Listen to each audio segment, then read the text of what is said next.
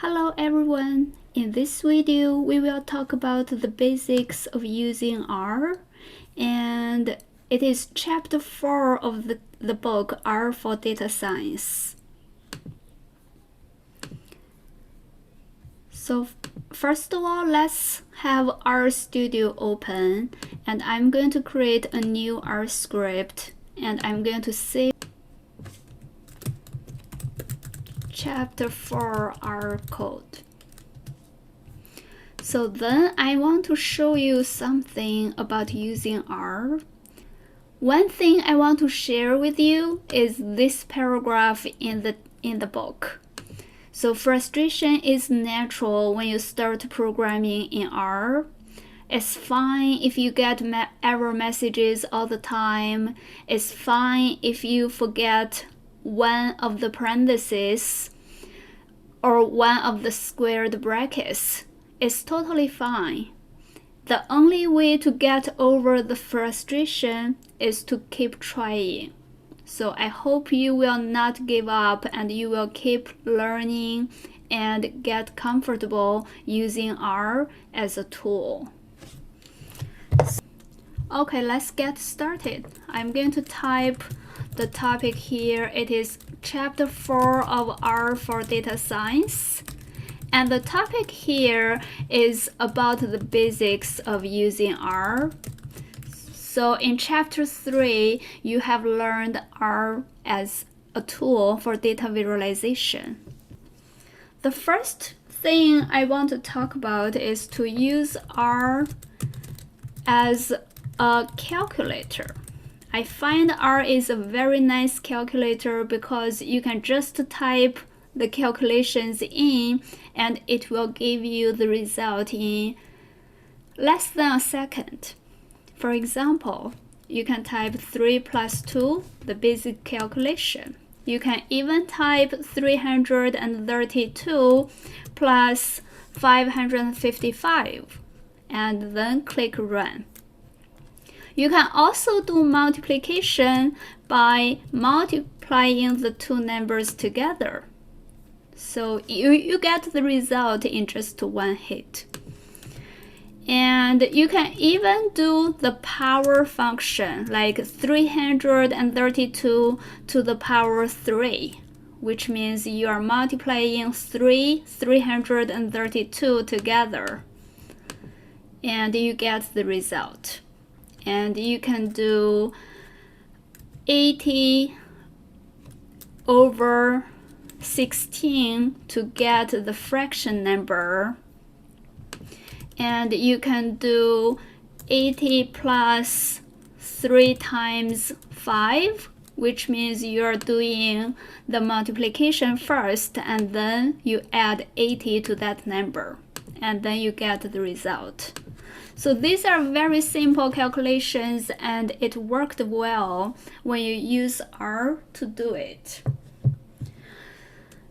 The second thing is to use R to define object.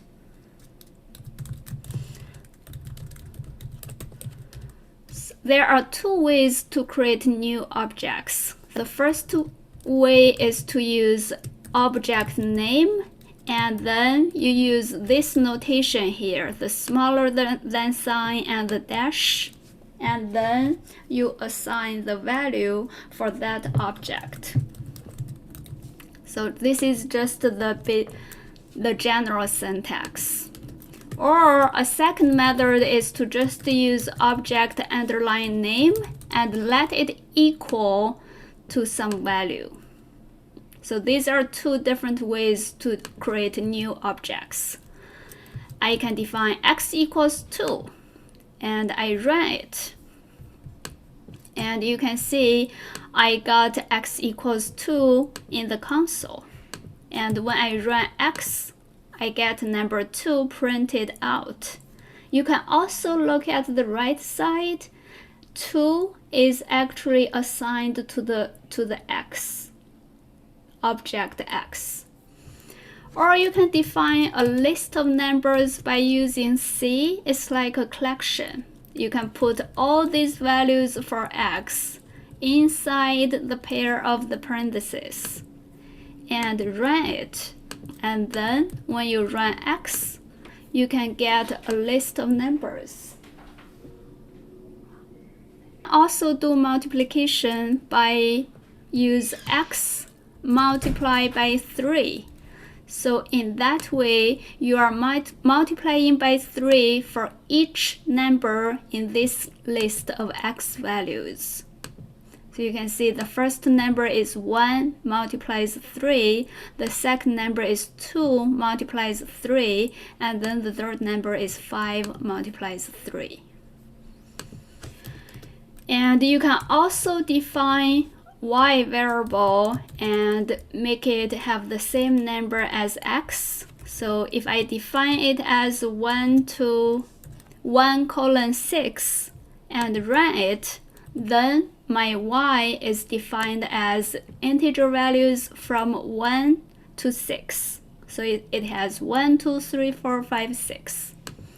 And you can even add two variables together, like by doing x plus y, you are adding 1 with 1 in y, and 2 with number 2 in y, 5 with number 3 in y, and so on.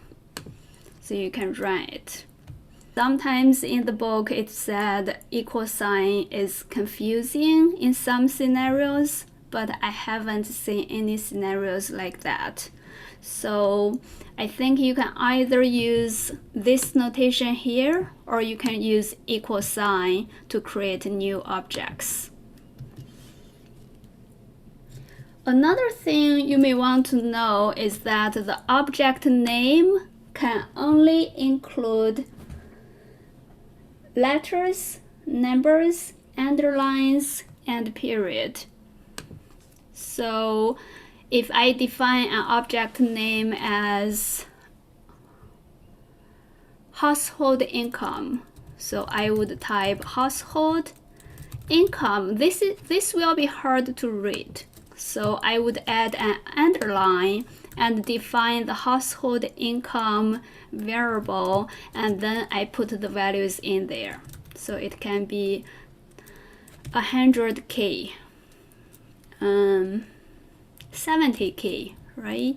And it can be 88K, and then it can be 190K. So it is like this, in this way. Or you can define it as household.income and let it equal to a collection of numbers. And this will also work.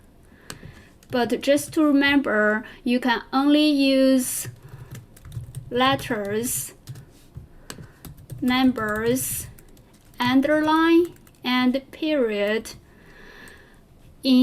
for object names. And you want to start with letters all the time. You want to start with a letter, and then you only include letters, numbers, underline, and period for object names. And R is also very sensitive to upper and lowercase letters. So if you have defined household income and then you want to type household income and write, it will show you an error because you have never defined this variable. What you have defined is just household income, which is in the list here. So if you run that, you can see the values are actually in the variable.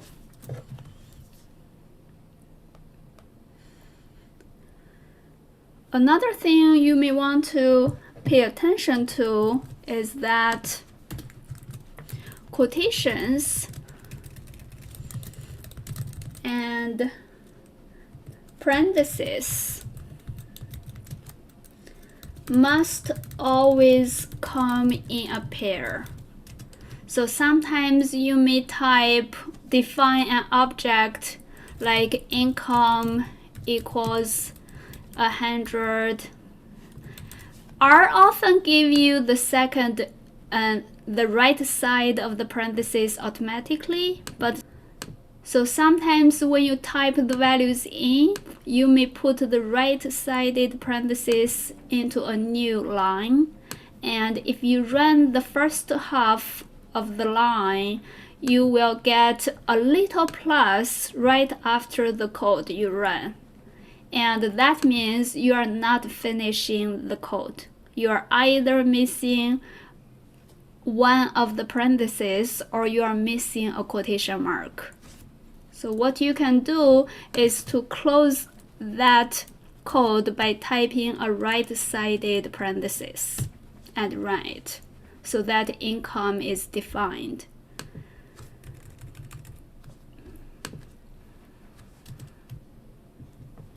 And there are many different tricks in using R.